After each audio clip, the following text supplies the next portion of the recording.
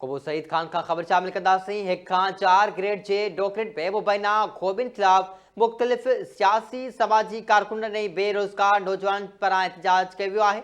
DC ख़बर शहदाद कोट इमदाद अबड़ू ऐं PP तालका सदर जान मोहम्मद खोसो नौकरियूं ग़रीब पढ़ियल लिखियल नौजवाननि खे ॾियण बदिरां रिश्तेदारनि खे ॾिनियूं। एहतजाज कंदड़नि जो चवणु आहे त पीपल्स पार्टी जे चेयरमैन बिलावल भुट्टो ज़रदारी डोकरेट में थियल ख़ूबियुनि जो नोटिस वठी इंसाफ़ फ़राहम करे।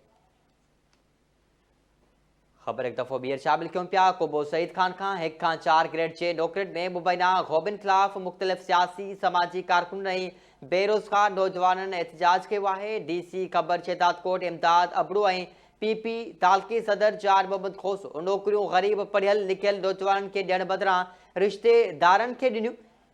एहतजाज कंदड़ मुतालबो कयो आहे पाकिस्तान पीपल्स पार्टी जे चेयरमैन बिलावल भुट्टो ज़रदारी नौकरियुनि में थियल ख़ूबियुनि जो नोटिस वठी इंसाफ़ फ़राहम करे। DC ख़बर शहदाद कोट इमदाद अबड़ू ऐं PP तालका सदर जान मोहम्मद पंहिंजे रिश्तेदारनि खे नौकरियूं ॾियनि पिया। पाकिस्तान पीपल्स पार्टी जे चेयरमैन बिलावल भुट्टो ज़रदारी नौकरियुनि में थियल ख़ूबियुनि जो नोटिस वठी इंसाफ़ फ़राहम करे।